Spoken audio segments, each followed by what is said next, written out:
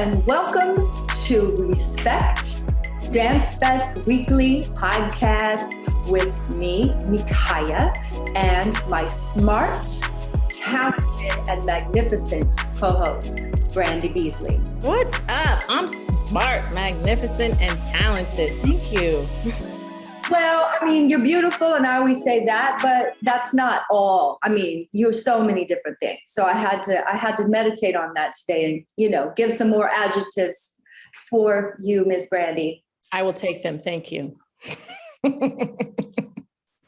So we hope everyone is well. We hope everyone is surviving and thriving as best you can, getting your vaccine, wearing your mask, if you're inside, and doing all the things so we can stop keeping this pandemic from, going and going, prolonged. So we have a lot going on at the SF International Hip Hop Dance Fest. Once again, we're going to be doing this festival online. However, we are doing what, Brandy? What are we doing? Oh, we're doing a watch party at the Palace. Oh my gosh, the Palace is, I think last year was the first year I hadn't been in the Palace since I had like a baby or something, or the second baby. Like that's the only time I've taken off from being in the Palace every November. So I feel like you were there even with the baby. You came for a minute. Exactly. I was like, hey, I gotta go. Whatever you were delivering or something, yes. So exactly, yes. We have a lot of nostalgia at the Palace of Fine Arts because we've been there, not all 23 years, but I think 19 of those 23 years. Pretty sure the first 4 was at Theater Artaud. So when we heard that Palace of Fine Arts was open again, I said, yes, let's get everybody in safely and have a watch party. And what that means, we're all going to sit down in the theater, watch the show on the screen, and then have a party after with a DJ and some light refreshments and whatnot. And this is what day? November 21st. Yes, 4 p.m. That's the watch party, right? But it airs online earlier at noon. I'm going to be at the watch party. Me too. Sunday, November 21st. If you don't want to come to the party or you don't live in the Bay Area, just get a ticket for the online show. Everything can be found at SF Hip Hop Dance. sfhiphopdancefest.com. There should be like sparkles. like your respect necklace. Yes, sparkle, bling, bling. Yes. So that's the news. That's the news. So you can still get tickets. You have an option, and it's all at sfhiphopdancefest.com. Right, Brandy? That's right. That's right. And today we get to talk to 2 people. I'm excited. Am I excited for? Yeah, I'm excited for every interview, but they're just a little different energy sometimes. So yes, today we have 2 dancers from Hybrid Soul Ensemble. So the Hybrid Soul Ensemble has 3 dancers, but we just have 2 today, and that's great. So this project, who was this project conceptualized by? Micaiah. Directed by Micaiah, yes. And so the 3 dancers in Hybrid Soul Ensemble are Patricia Lamb, Herman Billingsley, and Alexis Arbolado. So we have Patricia and Herman with us here today, and I'm very excited. We're going to see a snippet of their piece here before we get to see their beautiful faces.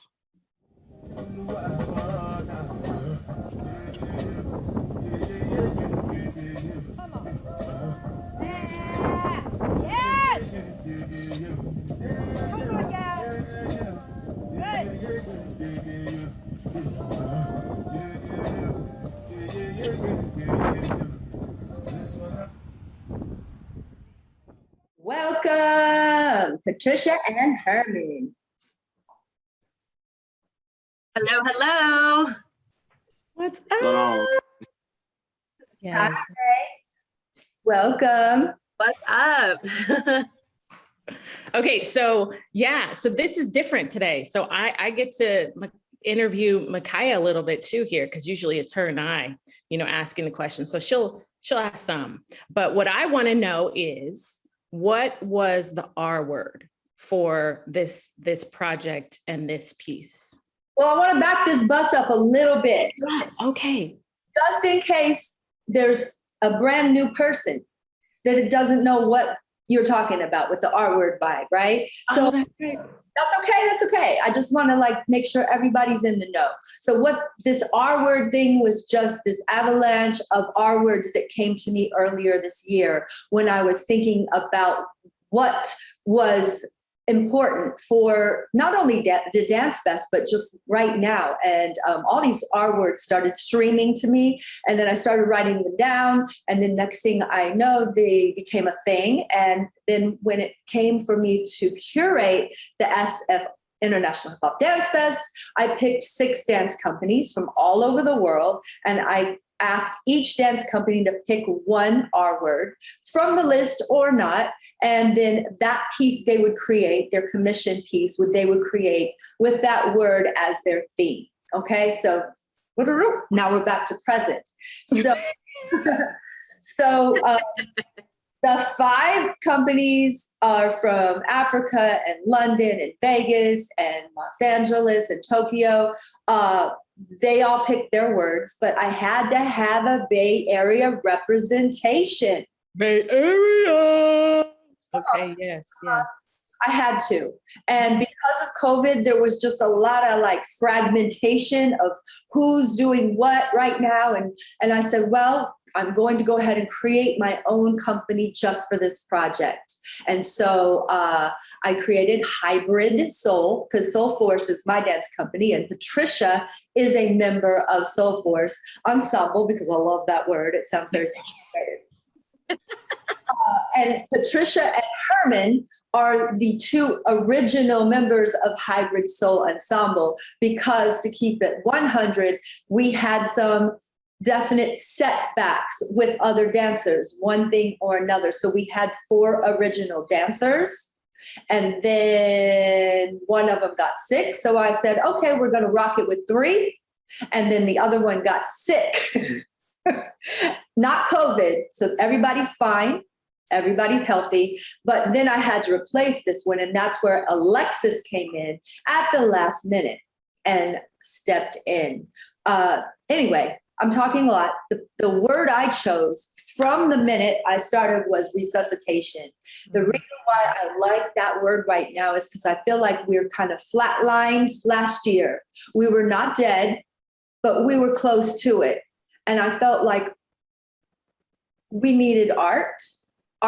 Artists needed to create art. We needed to experience art. And there was something about art that brings us back to life.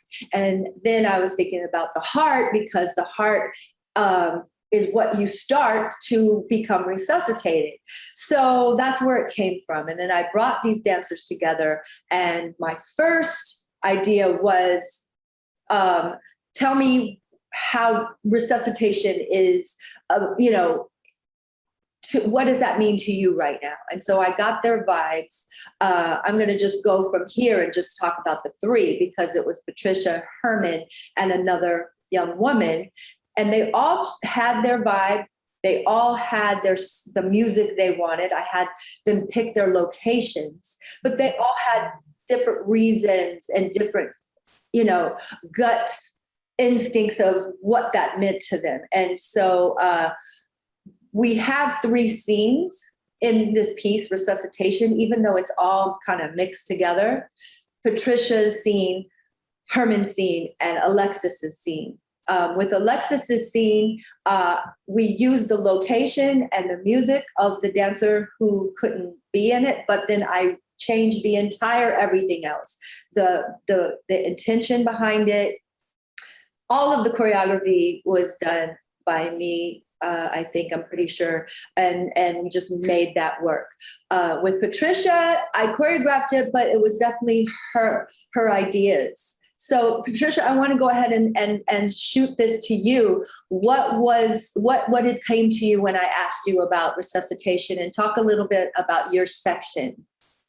Well, you and I had discussed about bringing in another type of art, which I did, which is playing piano. And basically we just said, hey, how about we just make that as a little hybrid for my scene? And it was one of the best concepts because I haven't done that in a really long time, where I conceptualized me playing the piano while I danced. And I haven't visited that concept in maybe almost 10 years. And it was just like, oh, wow. So it was really different and amazing to do. But I became uninspired last year. And so I wanted the dancers to be pretty much my music and like the keyboard, the keys of the keyboard. And so they became this product of like the vibration that made me want to move. And so that's kind of where I got my inspiration back, that's kind of where my section, like my story is about. So yeah. I was not expecting that. Right on. Yeah. And I did classical music, and I studied that in school. So it was just really nice to revisit that again. I looked up and down for some music, and a lot of classical music with a lot of hip hop, trap types of beats behind it. So, and then Micaiah put something together, and then it was just like magical. It was magical. So yeah, it was a really good hybrid dichotomy happening there. Yeah, we had a good time with it. Of course, carrying that little keyboard into places, hiking it into the beach and things like that was a little grouchy at times with us. But I don't think you can call it a little keyboard. It was there was a bench, a keyboard stand, and a full 88 keys keyboard. Yeah, all for art. Yeah. And with Herman's section, so first of all, I've known Herman, but I've never hired him for anything. So it was a shot in the dark, Brandy. I could have been like, oh my God, what have I got myself into? But I'm so happy because he was a dream to work with, and I very, very, very much am inspired by this man on many levels, not only as a dancer, just as a man, just his energy. I've enjoyed working with him. So with his section, he put his foot in it. It's almost all his choreography, his music, his location. So, and a lot of this was his story about loss. And I want you to talk about it, Herman. So tell us about your section. Yeah, pretty much. Like last year, I wasn't really too inspired to do anything because I lost one of my favorite actors, like Chadwick Boseman. And then the same year, I lost my great aunt. And it was like I was really pretty much going through a lot, trying to process the emotions of how I could properly like translate how I was feeling without acting out in more anger or remorse. So it was crazy because like I found my previous passion in like sketching and drawing and painting, because I did that before I even became a dancer. So it gave me a kind of a new hope. So I started getting more deeper into exploring that side of my creativity, and I started to fall more in love with it. And it has made me more appreciative of all my different gifts that I have, because it would tie me back to one of the talks that Chadwick did at his old college about like opportunities and finding your gifts and strengthening yourself. And it kind of led to the song choices too. Because I am a predominantly like Afro dancer where I do either new styles or traditional styles. And the artists that I picked, they both are from Nigeria, and they both have two different takes on life with their songs, which matched the feel that I went to, which automatically matched my transformation in a sense, from being sad, downtrodden, to being happy and thankful, to just be able to be alive, to showcase and share my art with other people. So that was pretty much like the gist of my two different songs and pieces. And it was trying to think, because for the first song, it was more about like relying more on your ancestors for the strength when you don't have any, and then them being there in the end to remind you that you have what you need to carry on through the day and stuff. So yeah, it was a lot. It was a lot, but it came out pretty beautiful. I'm not gonna lie. Like, oh my goodness. I mean, so it is so wonderful hearing this. I'm getting like misty eyed. I think ever since I became a mom, which has been not a long time, but this emotions are always right there. But I feel like, last year when we did the interviews, there was a bit of a different vibe because it was not, there was that one piece that was kind of curated, but now we're looking at these, other pieces that are being curated, and we kind of are coming out a little bit of this pandemic. And I just feel the power and the rawness that's going to be in these pieces. And I cannot wait to see them. And we so need this. Oh my gosh. Mhm. I'm so excited to see these pieces. Yes. This piece, creating it just on a technical aspect of someone who has spent 900 years choreographing for stage, whether the stage has got the audience here or the audience here, or very occasionally the audience all around. But this is changing my mind completely in a creative aspect of the front could be anywhere. You could run, that's okay, because the camera can follow you. Now jump in the ocean or whatever. Now you're in different outfits. It doesn't matter because it's on camera and we're videotaping. And it's still, kind of messes with me because I've been doing it one way for so long. So that process has been really good for my chops, like, new muscles to exercise. But the process besides the setback, I'd like to hear that you two dancers give me your, just a little, how was the process for you? It was different because it wasn't like, you're going to do exactly what I say and to my music and which is how I usually do a lot of things. You had a lot of say in it. Well, it was really interesting actually, because dancing with you for so long is a lot of structure, and there's, just things that, there's step one, step two, but it was a lot more freedom, and it was just a lot of fun to be able to just like, oh, it's just a video. It's just, we can do as many takes as we can, and then we can try 17,329 ways of doing something, and then having it, them picking things out and making sure that they fit. And if they don't, that's okay. It was really nice just to have that for me personally. So, yeah. Yeah, it was the freedom. The freedom was like, it was new to me because having Faye, like my original dance mom training, you get like a little bit of freedom, but then she'd be like, yeah, nah, I'm gonna do this. We're gonna do this. So, okay, cool. I'll follow suit, like you the general, I'm the soldier. It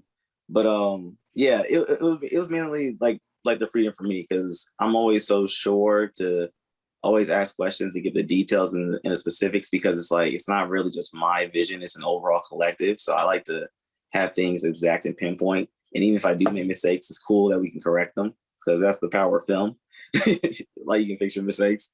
So yeah, I think like the freedom part was like really, really like fun. Cause it's like, okay, cool. I can do this. Like, are you sure? Okay, I'll try it. And Herman, the best thing was really, Micaiah works like, if she does something and, she creates something, it was so great to work with you, because you literally was like, okay, great. So what if I did this? And what if I did that? And you were just so interactive with her. And it's really nice to have someone else to be in that same state of mind. And you were just like, okay, sure, that's fine. And she will be like, let's give me something a little bit more this and more that. And you were completely 100% receptive. And it was just amazing to have that bounce back with and seeing it with other people too. So yeah, I can only credit that to working with my one-up crew in Oakland, because we always do that. We always bounce off ideas, and participation is what really makes the dream work. It's like, hey, everybody has to say, in what we create. So let's go with one idea and just go with it. Like if someone's like, oh, let's do this, just say, okay, cool, let's try it, rather than try to come up with 300 different ideas. Let's try this one out first. Doesn't work, exactly. Scrap it, like do a new one. Move on, right? Exactly. Yeah. I was just talking in another podcast about the sacred space of creating, and how it is like that, and it has to be safe, because whatever you're saying that you might think is a good idea, it might be tragic when you try it. And that's okay. You've got to be okay for it to just be a horrible thing. And the possibility it could be brilliant, right? And that's the thing you don't know until you try it, right? And that if you feel like you're going to be judged, or you have people who aren't going to participate, and that's what was so good about Patty and Herman, is that they were always ready to participate. I get an inspiration. Oh, Herman, I'm kind of feeling like your thing. You need to do this. I just had this vision. Oh yeah, let's try it. And we all felt safe in that space to do it. And that's what I think is so cool about dance. If I can compare it, and I always do, to, like another type of art, like if I was painting or drawing or sewing, and then I don't like what I did, I'd have to throw the whole thing away, get a brand new thing. But with dance, you just, it's easy, it's eco-friendly. Right, for real. It's green. Friendly. Yes, you all are making me miss this, like the studio and the creative process. I mean, I create here in my kitchen with, my kids and the music or by myself. But yeah, there's just something about being in a safe place with other people, and just all like the tolerance and acceptance, and like, we're in this together. Let's see what we can do. And yes, I miss Soul Force. Yes, I do. Force misses you, Brandy. You. Thank you. God. Yeah. Come on back. I know. Babies are older, I guess. I know, right? I can't even stay up late. Oh my gosh. Yes. I know. But it's okay. So early. Anyways, we're digressing. Yes. I know you have another question, a fun one. I do. I have a fun question. So I want to know, Micaiah wants to know too, and everybody wants to know. So how many times have each of you performed in the SF International Hip Hop Dance Fest, and with whom? So Herman, I kind of know a little bit about Patty's dance resume, but would love to hear, yes, with you. I don't think I've ever danced at SF Hip Hop International Fest. I don't think I have. Wow. When Faye did her piece years ago, it was. Did I? Because I'm serious. I wouldn't remember if I did something that. It was the comedy piece with the elders. You guys had like the walkers and like the canes. Oh, that wasn't me. You weren't in that. Wow. That wasn't me. The finger. Yep, I know that wasn't me. I was there though, watching. I remember now. I was there watching. Oh, but you weren't in it. Because Faye invited me to watch like one of the groups perform. And this is when I wasn't in the company no more like that, where I was just an instructor. Yeah, so you never performed with One Up at the Dance Fest? No, I guess not. I don't think I have. Wow, okay. This is your first SF International Hip Hop Dance Fest performance with Hybrid Soul Ensemble. Because if I did, then I'm pretty sure Tariq gonna hit me like, yeah, bro, you did. I'm like, oh man, my memory is bad. Blame it on COVID.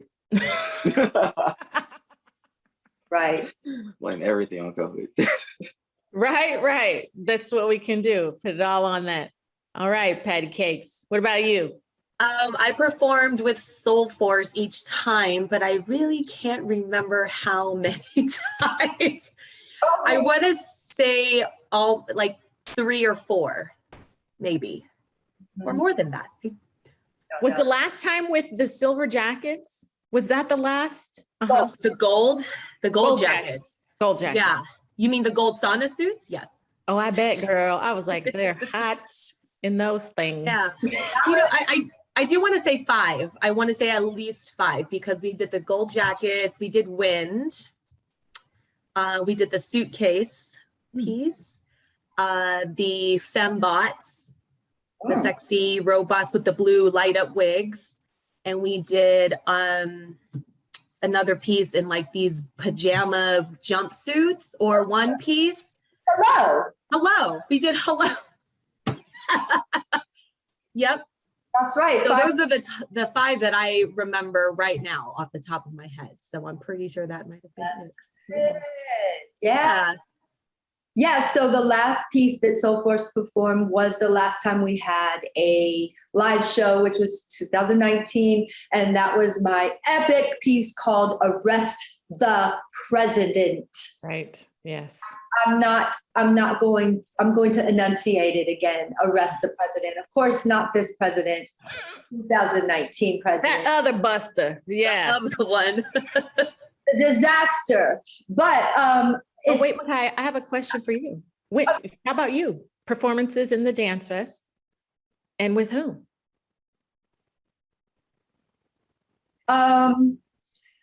I think that I performed with Soul Force in the beginning, but because when I first started choreographing, I still danced with Soul Force. I still danced in the pieces that I created. And then there was a hard stop that I realized very clearly, I don't want to perform. I don't care. I kept putting myself back in the very corner in the back, and then I'd have my understudy learn my entire part and then teach it to me like a week before the show. And I'm like, why am I doing this? I don't care. My joy is the creation, and watching the creation is these people making the best of them. But then again, how many times have you been at Dance Fest, Brandy? Oh, well, I remember the last time I died in the piece, but that was cool. That was perfect. That was cool. Like it's good. I love that piece. I don't know. I think I go by poster colors. I think I started the poster with Alan with the like red and brown where he's like on the floor. Yes, that was my first one. And then I think I was in each one until the one where I was on the poster. Now I know, so that last time you performed, it wasn't intentional, but it was my superhero piece, and she played the elder and she died in the piece. And then that was like, okay, I'm retiring or something. I don't know. You just stopped kind of after that. But wow. Okay. It just, when I heard some of you, especially like Herman talking about the different lineages of where Bay Area dancers usually are dancing with. I teach at one of the places I teach is City Dance. And the last couple of times I've gone there, there's a teacher that comes and I'm like, hi, I'm Micaiah. And they're like, oh, Micaiah. I mean, I was in Dance Fest with FBC and with Mind Over Matter and Funkonometry. And they start, counting all the places. And oh man, you don't know how much a gift that is, because they tell me the history of their lineage and all the different dance companies that they perform. It makes me so happy. It just happened yesterday. It just made me super happy because this young girl had all these kids in her class, and she was 23 years old. And she's like, oh my God, I've been in your dance with FBC. And wow. Anyway, I had to mention that because it really made my day.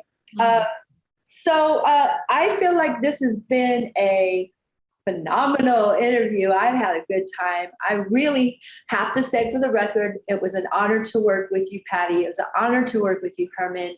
And of course, Alexis, I'm not omitting her in any way. She jumped in at the literal last second and learned like a firecracker everything that needed to be learned. She wasn't there for all of the beginning stages. She didn't really incubate this with us, but she executed. So big, big ups and much respect to Alexis. Anyway. 19. Yeah. Big Lex. Yeah, for real. All right. So, Brandy, can you remind everyone about what is happening on November 19th? November 19th. I know what's happening on November 21st. I'm like, like on the Okay. night, I think I'm gonna be at work or no. Like, is that like a new date, new show? Yeah. What are you doing on the 19th, Micaiah? Oh, awesome. That was so awesome because that's usually me. I'm like, what's the day? I don't know the date until we're like a month from it. So November 21st at 4 p.m. at the Palace of Fine Arts, there's going to be a watch party. We're going to sit in a like theater together and watch Dance Fest on this giant screen. And then we're going to go into the lobby and then we're going to dance and have a little bit of something drink and some little nosh and just really we're going to resuscitate the Dance Fest. That's what we're going to do. Sure are, Brandy. We sure are. Right? And if you can't make it or, you want to chill at home, then you can watch online and that's going to be broadcast at noon on the same day. So you can get your tickets, sfhiphopdancefest.com at the bottom of the screen here. All right, before we all go, let's all resuscitate the Dance Fest. You got to do the deep. Oh, two. Yeah, thank you. So Yeah, you have to do. resuscitate. Okay. Bye. How many questions? I don't even know. It's like 30 to 2. Yeah. Oh, that's a lot. Mhm. Okay. Well, Blood pumping. we're gonna keep doing this until November 21st. And meanwhile, just keep watching Respect every Saturday. And thank you, everyone, for being part of this. And until next time, much love and respect. Bye.